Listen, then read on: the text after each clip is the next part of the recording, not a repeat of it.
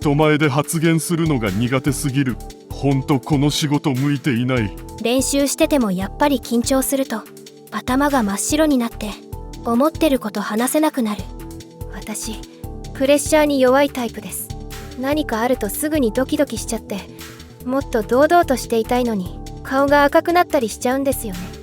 この悩みは今も絶えることがありません。コロナ対策によるリモートワークの習慣、そしてネットに親しんできた若い世代が社会に出るとき必ず立ちはだかるのが緊張という悩みです。では人はなぜ緊張するのか、その緊張を和らげる方法はあるのでしょうか。こんにちは、なりきり読書チャンネルの京介です。私も新入社員の時の発表、ものすごい緊張して頭が真っ白になっちゃったことあります。これね、発表がスラスラできて質問にも冷静に答えられるっていうか本当に羨ましく思いました。皆さんもそう思ったことないですか？もしも緊張しない体質になったらどんなことが待ってるでしょうか？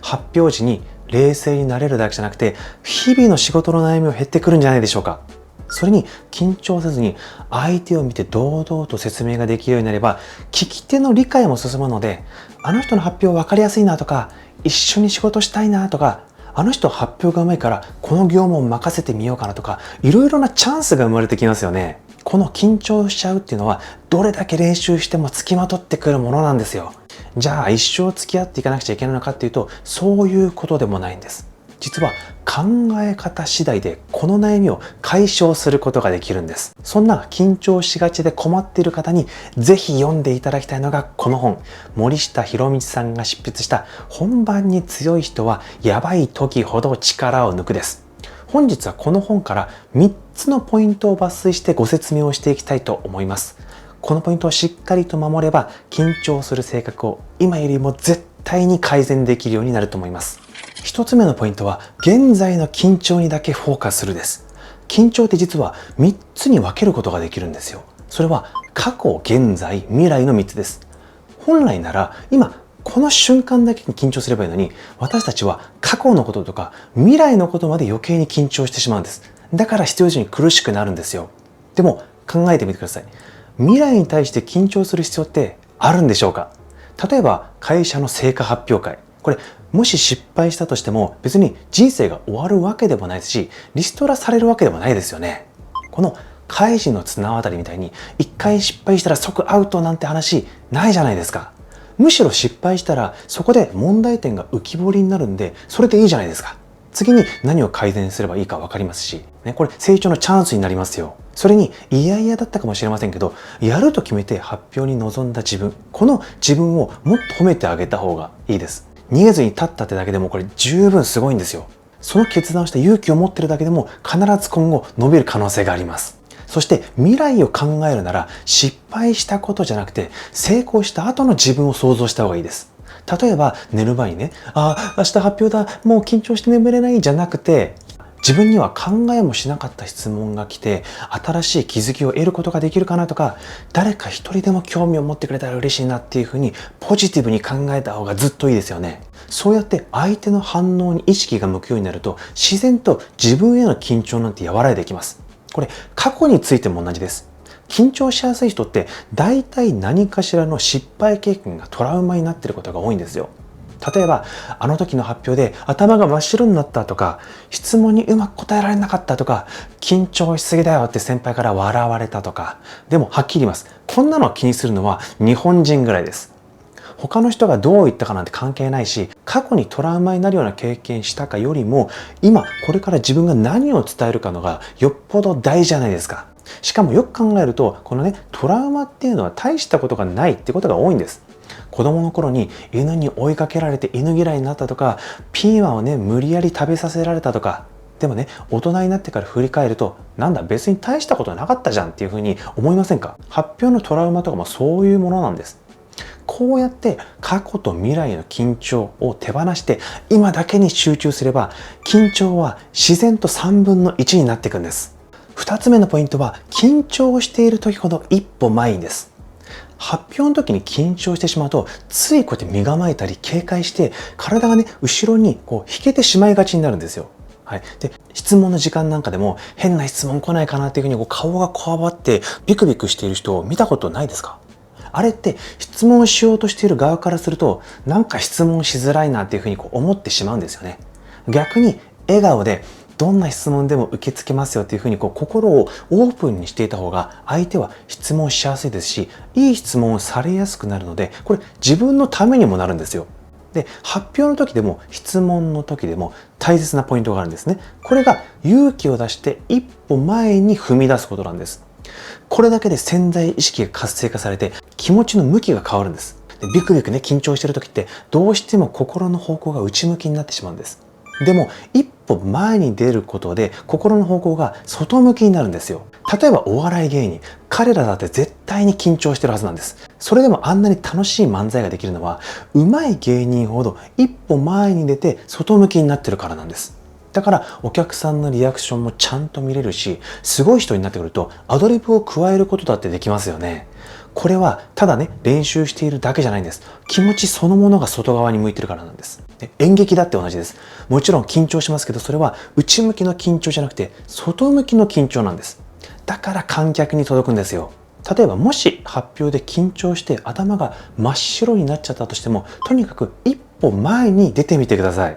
その時に必ず正面を向いて出てください。顔を下に向けたまま前に出てしまうと、体は前に出てても心は後ろ向きになっちゃうんです。これでは心と体の向きが一致しないんですよね。逆に顔を上げて一歩前に進むと、心と体の方向というのがピタッと一致するんですね。そして相手の顔が見えるようになるんですよ。だから相手に伝えたいっていう気持ちが自然と強くなって緊張が和らいでくるんですよね。で、もしもそれでも緊張しちゃった場合は、ゆっくりと深呼吸してみてください。例えば発表中にちょっと緊張しちゃったんで深呼吸させてくださいっていうふうに言ってしまえばいいんです。で、そんなことを言われて悪く思う人なんていませんよね。むしろこの人は私たちにちゃんと伝えようとして緊張してるんだなっていうふうに好印象になるはずです。逆に緊張して内向きのまま発表している人がいると、聞き手にはあまり内容が入ってこないんですよ。これだと印象もあまり良くないですよね。なので緊張してしまう人は顔を上げて一歩前に出るということを実践していただければというふうに思います。3つ目のポイントは、視点を変えて見ている側になるです。緊張する時の共通点って実は相手から見られてるって意識してしまうことにあるんですよ。例えば高級レストランに行った時、なんだか緊張しますよね。あれって料理が特別だから緊張するんじゃなくて、周りのお客さんとか店員さんに見られてるって意識してしまうからなんですね。もう一つ例を挙げると、思いを寄せてる人がいたとして、その人からよく見られたい、気に入られたい、バカにされたくないって思うと、これ緊張しますよね。これらに共通しているものもやっぱり相手から見られてるって考えてしまうことなんです。実は、見られる側だと主語が自分になっちゃうんですよ。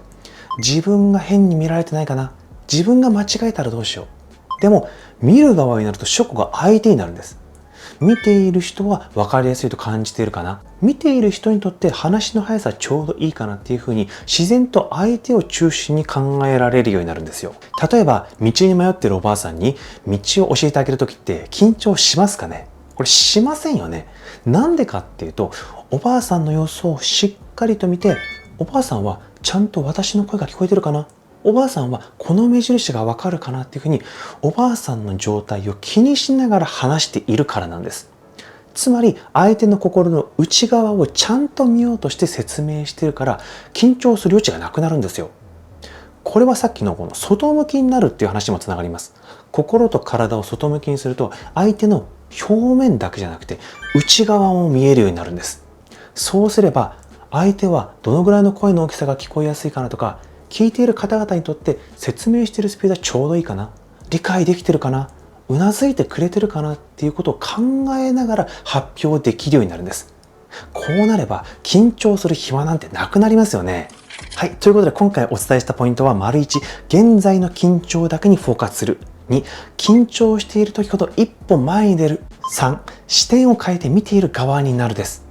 この3つのポイントを騙されたと思ってぜひやってみてください。これ本当に今の自分の緊張が嘘みたいに軽くなります。そしてただ楽になるだけじゃなくて、発表の質が一気に上がります。するとどうなるか、見ている人からすごく分かりやすかった、もっと聞きたいっていうフィードバックが返ってくるようになります。これめちゃくちゃ嬉しいですよね。しかもこの視点を変えて見ている側になるという考え方は発表に限らず営業でも会議でもプロジェクトでも全部に通じるんです。結局相手の立場になって何を考えているのかな、何を解決したいのかなってことを意識できるようになると信頼されて協力を得られやすくなるので成果が出やすくなるんです。だからこそ特にこの3つ目のポイントはぜひ自分の普段のお仕事に応用してみてください。で、本題に戻りますが、緊張は考え方次第で軽くすることができるんです。そして何度も練習して本番で相手をしっかり見ながら伝えることができればこれ必ず成功します。だからこそ次の発表の機会、このポイントを意識してみてください。もし今回の内容が少しでも心に響いたと思いましたら、ぜひいいねボタンとチャンネル登録をお願いいたします。一緒に緊張を克服していきましょう。それではまた次回の動画でお会いしましょう。